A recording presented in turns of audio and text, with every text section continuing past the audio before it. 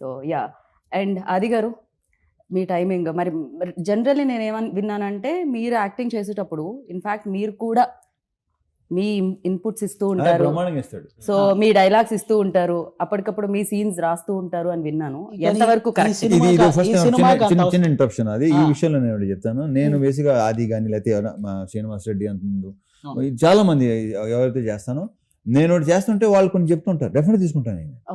వాళ్ళు స్పాంటేనియస్ గా, వాళ్ళకంటే బాగా బేసిక్ గా రైటర్స్ కూడా కాదు వాళ్ళు ట్రాక్స్ రాస్తారు, మొత్తం దాన్ని ఏమంటారు మీరు చేస్తారు కదా స్కిట్స్ ఏది రాసే తనే వాళ్ళే కదా. సో వాళ్ళు చాలా నేను నాకు వచ్చింది డెఫినెట్ గా చేస్తుంటాను, ఎందుకంటే స్పాంటేనిటీ అనేది ఎస్ నేను నమ్ముతాను దాన్ని. డైలాగ్ కాకుండా ఎక్స్ట్రాలు కూడా చేయటం అనేది భాను మనుషులు అడిగాడు, అదొకటే అది ఎలా వస్తుందని నేను అడిగేవాడుతాను, అదంతే. అందుకని నా డైరెక్టర్స్ నాకు కట్ చెప్పరు. ఈ విషయం ముందు చెప్పాను, కట్ ఎప్పుడు చెప్పలేదు నాకు. ఇంకనే ఎత్తాడేమో అని చూస్తుంటారు వీళ్ళు. సో అలాగా ఆది కొంచెం ఒకటే టేక్ లో మొత్తం సినిమా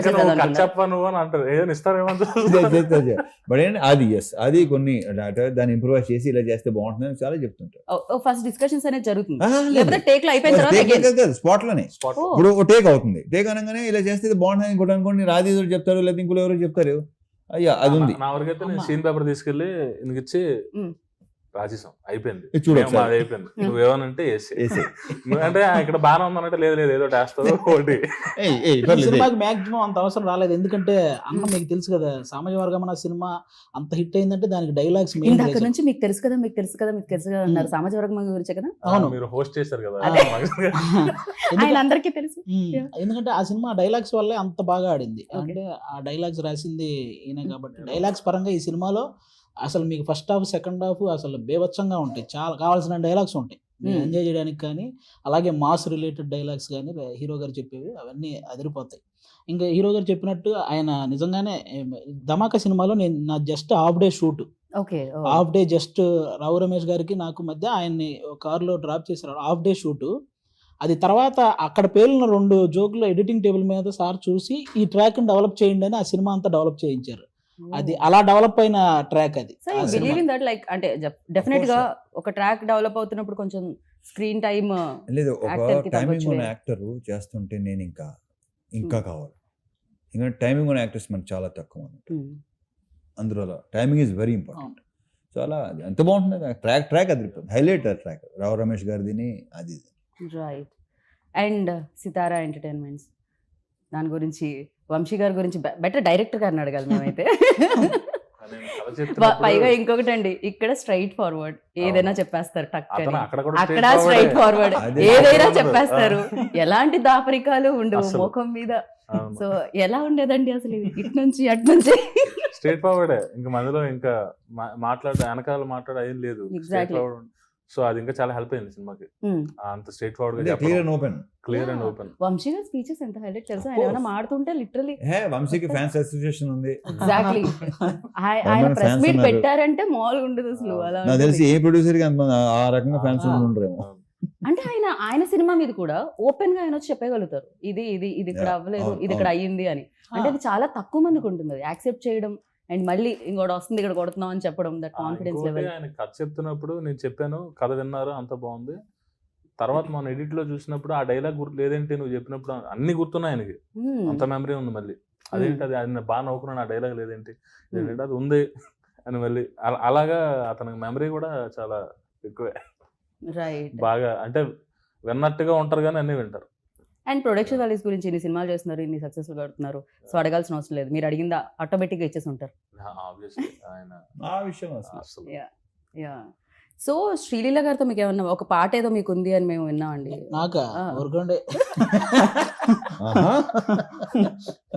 లీలా గారికి మీకు ఉందని విన్నాం. బేసిక్ గా ఆవిడ గ్రేస్ ని మ్యాచ్ చేయాలంటే మీరు కరెక్ట్ అని మిమ్మల్ని చూసేసారు. అయ్యి బాబోయ్, అది కూడా ధమాకాలోనే చేసేసాం.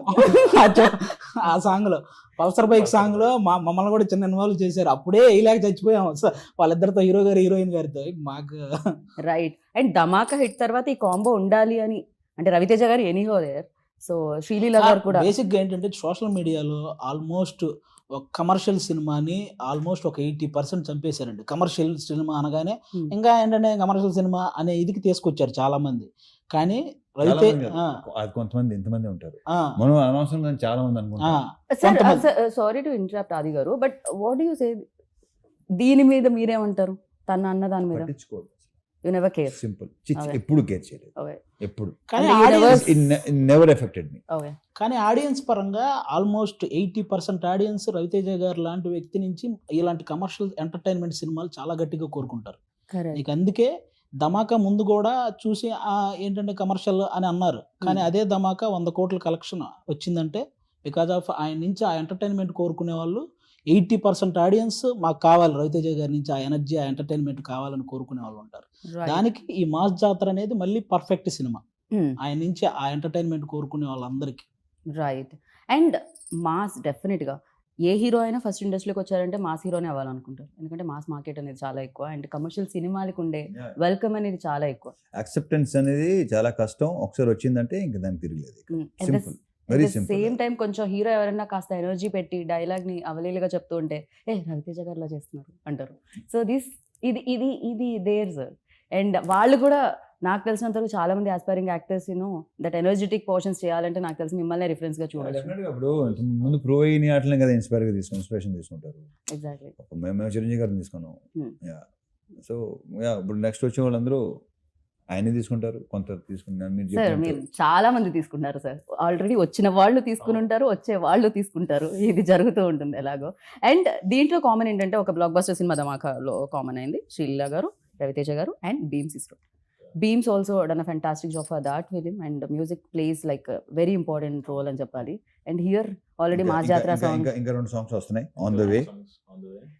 బీమ్స్ గారు హైపర్ యాక్టివ్ అతను. యాక్చువల్ ఏంటంటే కథ చెప్తున్నప్పుడే ఆయనలో కూడా ఒక రైటర్ ఉన్నారు కదా, స్పీచ్ మీద మైక్ ఇచ్చినప్పుడు ఆయన లిరిక్స్ తో పాడతాడు ఆయన, చాలా బాగుంటది.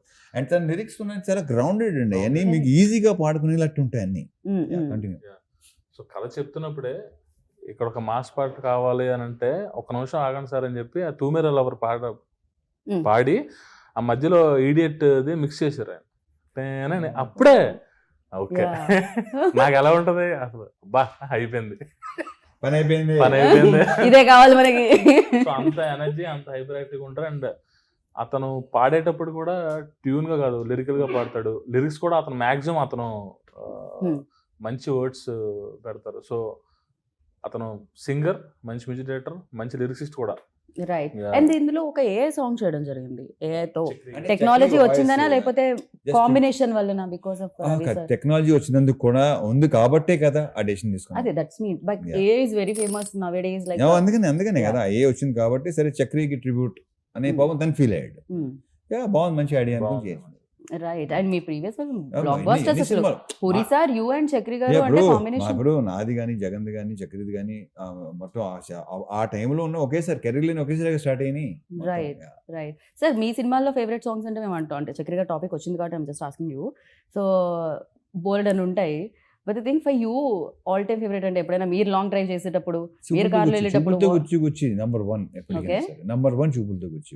ఆ తర్వాత చాలా ఇచ్చాడు, చాలా బ్యూటిఫుల్ సాంగ్స్ ఉన్నాయి, బట్ ఆ సాంగ్ క్రియేట్ చేసిన ఇంపాక్ట్ మామూలు ఇది కాదు అసలు. ఇప్పటికీ అది అందుకే కదా మళ్ళీ పెట్టుకున్నాం. బట్ అది కొత్తగా అనిపించింది చాలా, అంటే నిజంగా టెక్నాలజీకి హ్యాట్స్ ఆఫ్ చెప్పాలి. బేసిక్ గా లేని వాళ్ళ వాయిస్ మళ్ళీ క్రియేట్ చేసి అండ్ ఒక సినిమాకి యూజ్ చేసి ఎలా జరుగుతుంది అంటే, కాకపోతే అందరం రైట్స్ తీసేసుకోవాలేమో సార్, లేకుండా కూడా చేసేస్తారేమో అని భయం. రైట్ తీసుకునే చేస్తారు. నా వాయిస్ కి నేను తీసుకుందాం అనుకున్నాను సార్. ఉంటుంది, ఏం పర్లేదు. సో అండ్ ఒక సినిమా చేసేటప్పుడు, ఎస్పెషల్లీ పాట చేసేటప్పుడు సెట్లో చాలా బాగుంటుందని నేను విన్నాను. అంటే ఆ వైబ్, ఆ ఊపు వేరని విన్నాను నేను. అండ్ ఇద్దరు ఇంత సూపర్ ఫెంటాస్టిక్ డాన్సెస్ ఉన్నప్పుడు, అండ్ శ్రీలీల గారు సీరియల్ సూపర్ డాన్సర్. నేను జస్ట్ ట్రై చేస్తాను పట్టుకోవడం. సార్ మేము చెప్పనే రెచ్చిపోయి చేశారు అసలు. ఇంకా లిరికల్ వీడియోలో చూపించలేదు, స్క్రీన్ మీద అయితే అసలు నెక్స్ట్ లెవెల్. ఇద్దరు కాంపిటేటివ్ గా చేశారు ఆ టైంలో. సార్ లైక్ బట్ ఫెంటాస్టిక్ వచ్చింది. అండ్ అంటే ఇప్పుడు ఆయన నన్ను ఆపుతారు, నేను అడిగితే ఏంటంటే ప్రతి ఇంటర్వ్యూలో డైలాగులు అడుగుతారు, ఇది అడుగుతారని. నేను ఈసారి హీరో గారిని కాదు, భాను గారిని అడుగుదాం అనుకుంటున్నాను. Fantastic, very good. మీరు చెప్పొచ్చు, మీరు చెప్పరని నాకు తెలుసు, అందుకే ఇక్కడ అడుగుతున్నాను నేను. సో మీరు ఇప్పుడు డైలాగ్ చెప్పాలి. ఆయన డైలాగ్ నేను చెప్తే బాగోదండి, ఆయనే ఆయన చెప్పమంటే ఆయన చెప్పరండి. బాగా చెప్పేవాడు, మోడలేషన్ అది బాగుండేది. మొదలొద్దు వదలదు అన్నారు. ఇంకా ఆయన హింట్ ఆయన ఆపమంటారు మామూలుగా, వదలొద్దు అంటే ఇంకా ఓకే. చెప్పండి. Take number 1. మందే ఇదంతా. కొన్ని మాస్ జాతర మంది ఇంతంత చెప్పినా కొంచెం లెంత్ వచ్చేదిగా. మా ఓడి కెమెరా మీ వైపు సెట్ చేసేలోపు డైలాగ్ అయిపోయింది పాపం. అది గారు మీరు ట్రై చేయండి. అది గారు అంతే.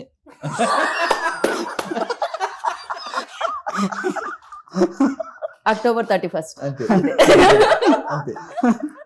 But yeah super. లైక్ అంటే వాళ్ళు భయపడుతూ చేస్తున్నారు అని అంటారు కానీ but they enjoy a lot.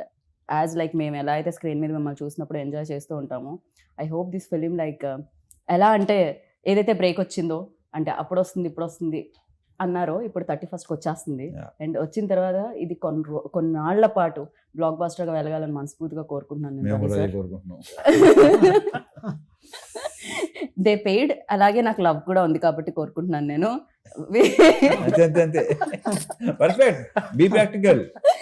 So and thank you so much. And ఇలానే మీరు ఎనర్జెటిక్ గా ఉండండి, ఆల్వేస్ ఇలానే సినిమాలు చేస్తూ ఉండండి, మమ్మల్ని ఎంటర్టైన్ చేస్తూనే ఉండండి. And thank you so much. Wish good luck. ఎంతసేపు అయిందో, ఇంటర్వ్యూ అయిపోయిందని సైకిల్ చేస్తున్నారు అక్కడ నుంచి. అప్పుడే అయిపోయిందా అనుకుంటున్నాను నేను. అయిపోయిందా అనుకుంటారు రవితేజ గారు, ఇంకొకళ్ళు వచ్చి సేమ్ అడుగుతారు ఎలాగో అని. So perfect, correct expression. Thank you so much. And విన్నారు కదా, అంతే. 31st October మాస్ జాతర మందే అంతా చూసుకుందాం.